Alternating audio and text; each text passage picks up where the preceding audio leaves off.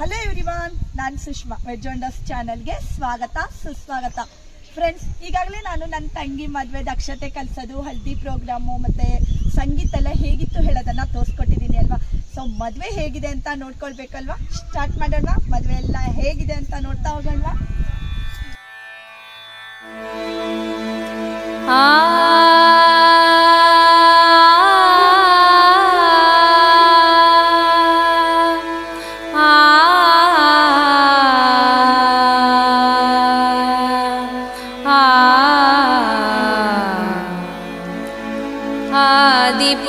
ಆದಿಪೂಜಿತನಿಗೆ ಅನಂತ ನಮನ, ಆದಿಪೂಜಿತನಿಗೆ ಅನಂತ ನಮನ. ವಿಘ್ನ ವಿನಾಶಕ ವಿನಾಯಕ, ಆದಿಪೂಜಿತನಿಗೆ ಅನಂತ ನಮನ, ಆದಿಪೂಜಿತನಿಗೆ ಅನಂತ ನಮನ. ವಿಘ್ನ ವಿನಾಶಕ ವಿನಾಯಕ, ಆದಿಪೂಜಿತನಿಗೆ ಅನಂತ ನಮನ, ಆದಿಪೂಜಿತನಿಗೆ ಅನಂತ ನಮನ.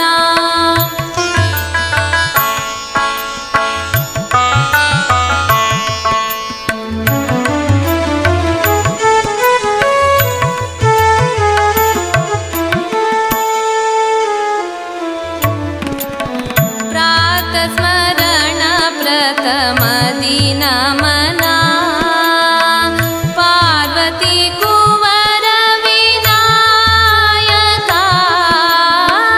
ಪ್ರಾತ ಸ್ಮರಣ ಪ್ರಥಮ ದಿನ ಮನ, ಪಾರ್ವತಿ ಕುವರ ವಿನಾಯಕ. ಮೂರ್ಜಗದೊಡೆಯ ಮುಕ್ಕಣ್ಣ ಕುವರ, ಮೂಷಿಕ ವಾಹನ ಮೋದಕ ಹಸ್ತ, ಮೂಷಿಕ ವಾಹನ ಮೋದಕ ಹಸ್ತ.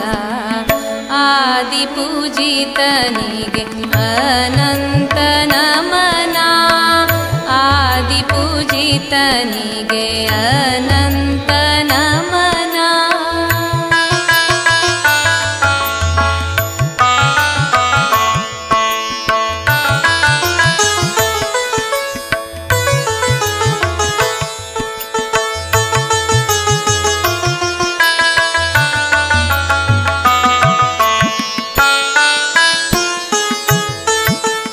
ಧೂಮ್ರವರ್ಣ ದೂರ್ವಾ ಪ್ರಿಯಕರ ವರದ ಹಸ್ತವಾರಿ ಜನೇತ್ರ.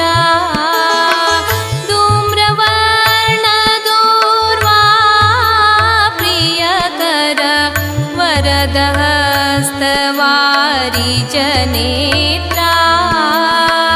ಸಿದ್ಧಿ ಬುದ್ಧಿಗೆ ಅಧಿಪತಿ ಗಣಪ, ಸಿದ್ಧಿ ಬುದ್ಧಿಗೆ ಅಧಿಪತಿ ಗಣಪ.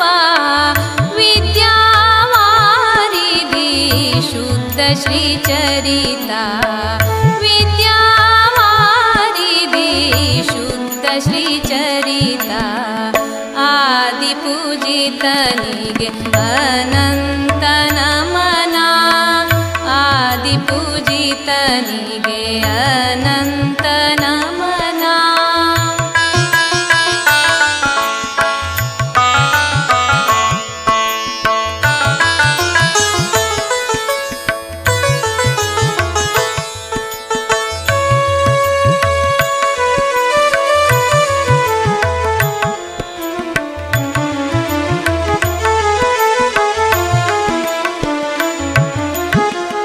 ಮದುವೆ ದಿನ ಫಸ್ಟ್ ಏನಂದ್ರೆ ಮದುಮಗ ಮತ್ತೆ ಬೀಗರನ್ನ ಅವ್ರನ್ನೆಲ್ಲರನ್ನು ಎದುರುಗೊಳ್ಳುವಂತಹ ಶಾಸ್ತ್ರ ಇರುತ್ತೆ. ನೋಡೋಣವಾ.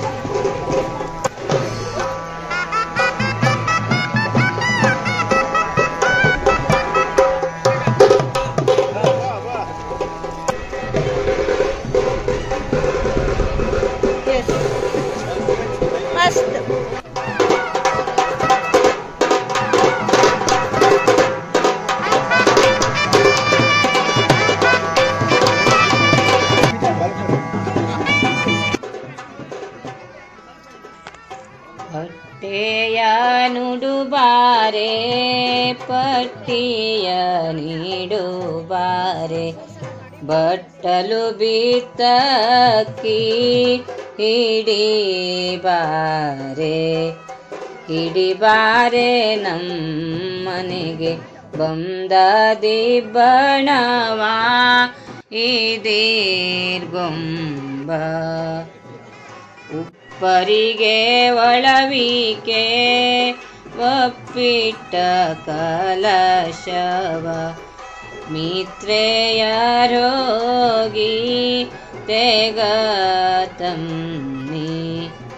ತೆಗತನ್ನಿ ನಮ್ಮನೆಗೆ ಬಂದ ದಿಬ್ಬಣವ ಇದೀರ್ಗೊಂಬ ಸಾಲಿಯ ನುಡುಬಾರೆ ಸಾಲಿಯ ಹೋದಿಬಾರೆ ಸಾಲು ಬಿತ್ತಕ್ಕಿ ಹಿಡಿಬಾರೆ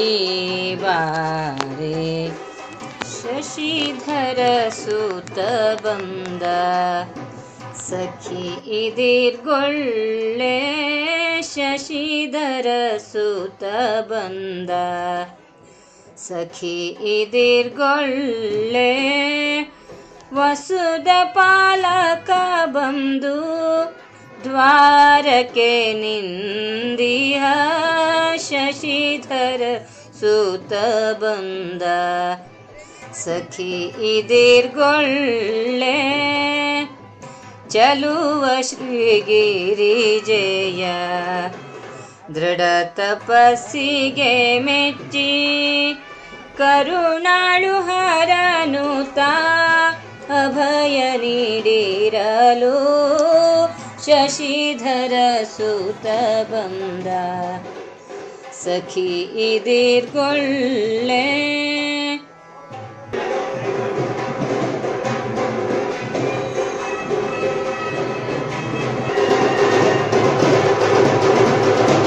ಎದುರುಗೊಂಡಾದ್ಮೇಲೆ ಮನೆ ಹಿರಿಯರು ಅವ್ರನ್ನ ಕೈಯನ್ನ ಹಿಡ್ಕೊಂಡು ಮತ್ತೆ ಮಂಟಪದ ಎದುರುಗಡೆ ಬಂದು ಕೂಡಿಸ್ತಾರೆ. ಇದೆಲ್ಲ ಆದ್ಮೇಲೆ ಸಭಾ ಪೂಜೆ ಇರುತ್ತೆ.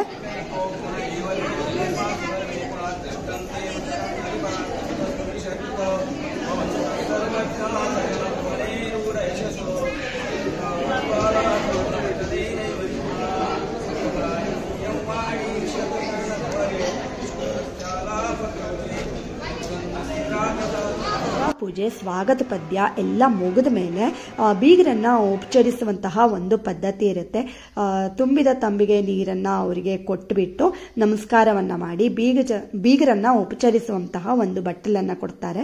ಅದರಲ್ಲಿ ಬೇರೆ ಬೇರೆ ರೀತಿ ತಿಂಡಿಗಳನ್ನ ಇಟ್ಟು ಅಂದ್ರೆ ಜಸ್ಟ್ ಅವ್ರನ್ನ ವೆಲ್ಕಮ್ ಮಾಡೋದು ಹೇಳುವಂತಹ ಒಂದು ಪದ್ಧತಿ. ಹಾಗೆ ಎರಡು ಬೀಗರು ಉಪಚರಿಸುವಂತಹ ಬಟ್ಟಲನ್ನ ಅವರಿಗೆ ಕೊಟ್ಬಿಟ್ಟು ನಮಸ್ಕಾರವನ್ನ ಮಾಡಿ ಮುಂದಿನ ಕಾರ್ಯಕ್ರಮವನ್ನ ಕೈಗೊಳ್ತಾ ಹೋಗ್ತಾರೆ.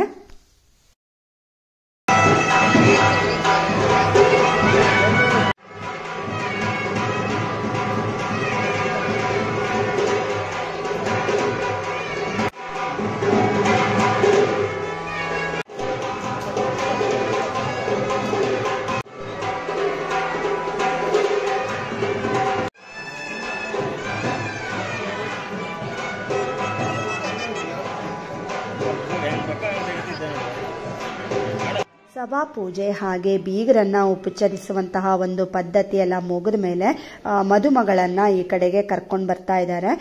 ಹಾಗೆ ಅಲ್ಲಿ ದೀಪವನ್ನ ಇಟ್ಬಿಟ್ಟು ಮತ್ತೆ ಈಗ ವಾಗ್ದಾನವನ್ನ ಮಾಡುವಂತಹ ಒಂದು ಕಾರ್ಯಕ್ರಮ ಇರುತ್ತೆ. ಹೇಗೆ ಏನು ಅಂತ ನೋಡ್ತಾ ಹೋಗೋಣವಾ?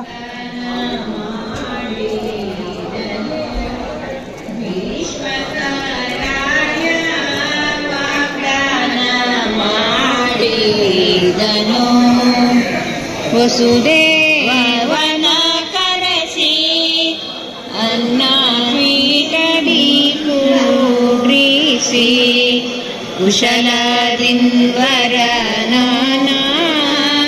ಉಪಚರಿಸಿ ಸಂತೋಷದಿ ವಾಗ್ದಾನ ಮಾಡಿದನು ಭೀಷ್ಮಕರಾಯ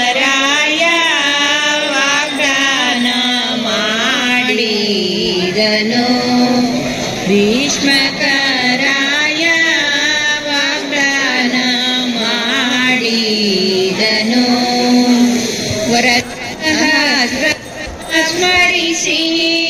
ಹಿರಿಯರಿಯ ವಂದಿಸಿ ಸರಸಿ ಜಾಂಬಕಿ ರುಕ್ಮಿಣಿಯನ್ನು ಕೃಷ್ಣನಿಗೆ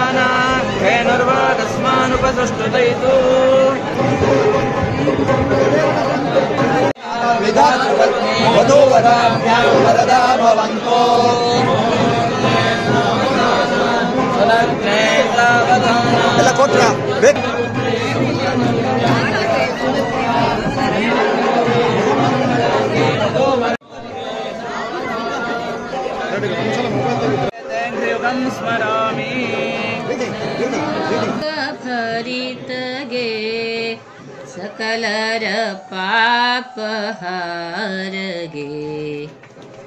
ವಾಸವ ವಂದ್ಯಗೆ ವಾಸುಕೀಶಯನಗೆ ವಾಸಂತಿ ಮಾಲೆಯ ಕೊರಳೊಳಗಿಟ್ಟಳೆ ಲೋಕ ಭರಿತಗೆ ಸಕಲರ ಪಾಪಹಾರಗೆ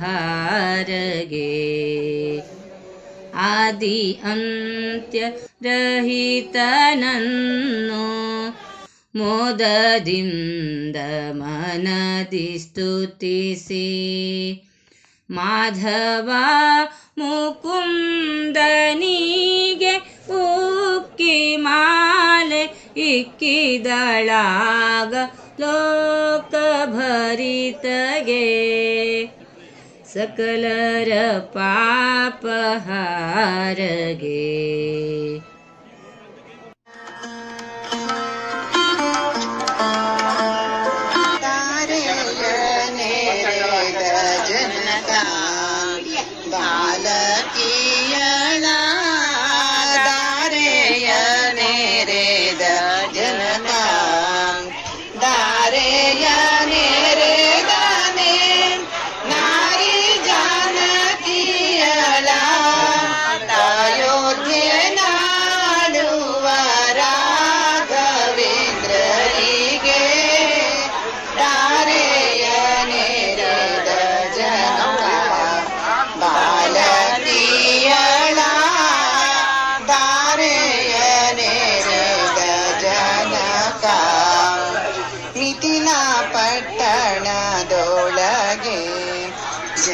ಜನಕರಾಯ ಅತಿಶಯದಿಂದಿರಲು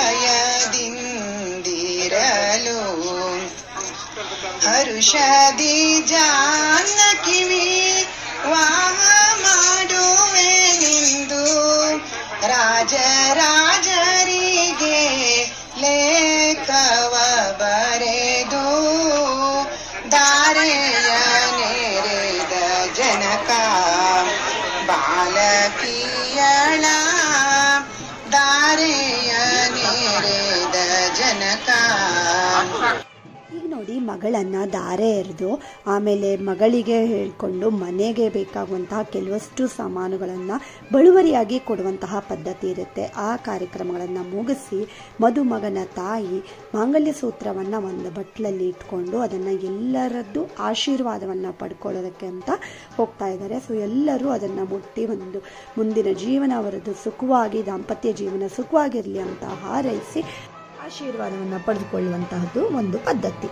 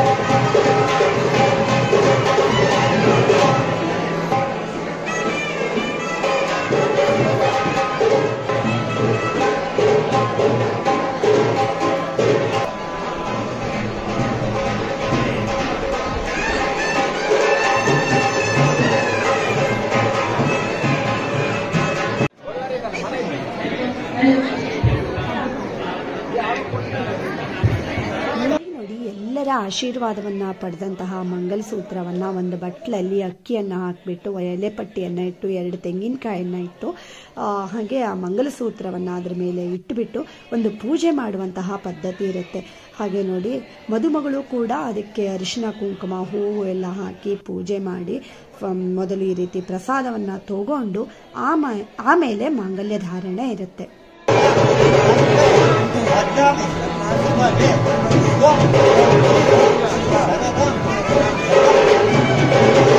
ಹುಟ್ಟಿದ ಕರಿಮಣಿಯ ರಘುವರ ತಾನು ಪೃಥ್ವಿ ಜಾತೆಗೆ ನಗುತ್ತಾ, ರಘುವರ ತಾನು ಪೃಥ್ವಿ ಜಾತೆಗೆ ನಗುತ್ತಾ, ಇಷ್ಟ ದೇವತೆಯನ್ನು ಮನದಲ್ಲಿ ಸ್ಮರಿಸುತ್ತಾ, ಸೃಷ್ಟಿ ಪಾಲಕ ತನ್ನ ಮಡದಿಗೆ ನಗುತ್ತಾ, ಕಟ್ಟಿದ ಕರಿಮಣಿಯ ರಘುವರ ತಾನು ಪೃಥ್ವಿ ಜಾತೆಗೆ ನಗುತ್ತಾ.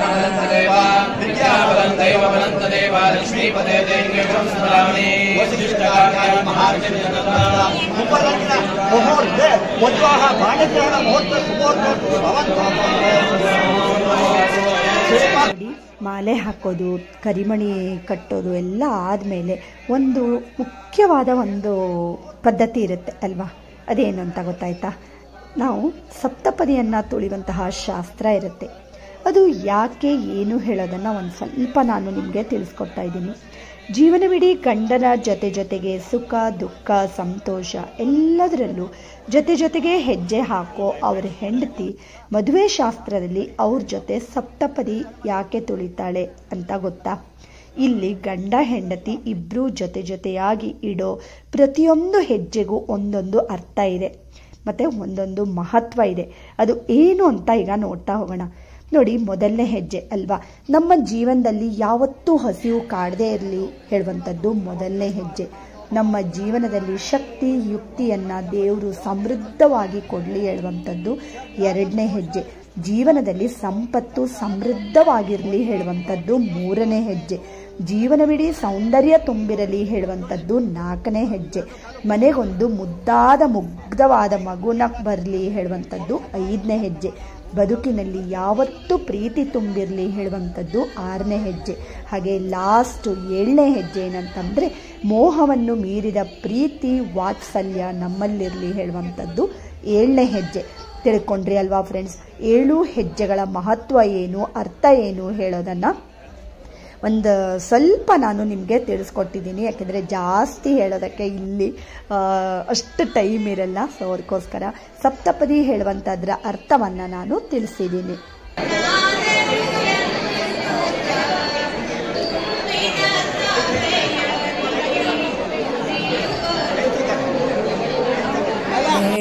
ಬೆಳಗಿದರು ಆರತಿಯ ವಿಭವದಿ ನಳಿನ ನಾಭಗೆ ತುಳಸಿಗೆ ನಳಿನ ನಾಭಗೆ ತುಳಸಿಗೆ ಹರುಷದಿಂದಲಿ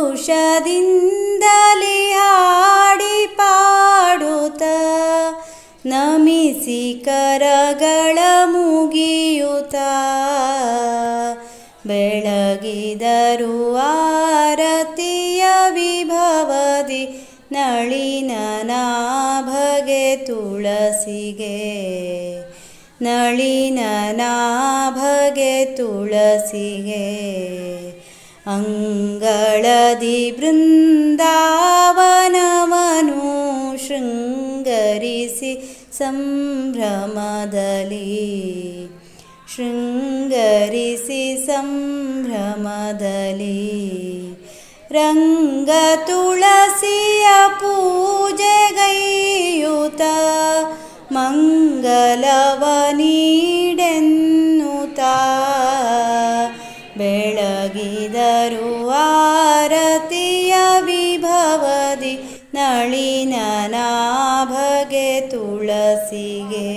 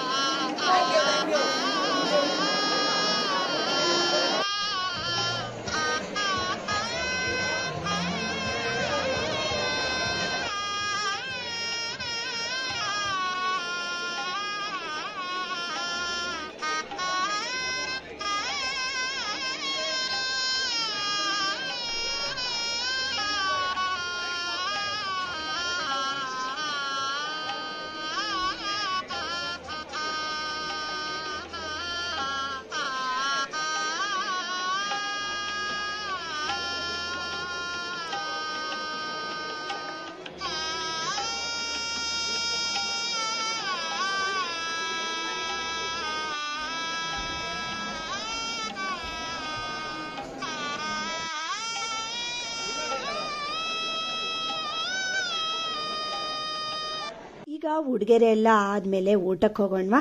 ಊಟದಲ್ಲಿ ಏನೇನೆಲ್ಲ ಇದೆ, ಮದುವೆ ಊಟ ಕೇಳಬೇಕಲ್ವಾ ಫ್ರೆಂಡ್ಸ್, ಎಷ್ಟೊಂದು ಸ್ಪೆಷಲ್ ಇರುತ್ತೆ ಅಲ್ವಾ.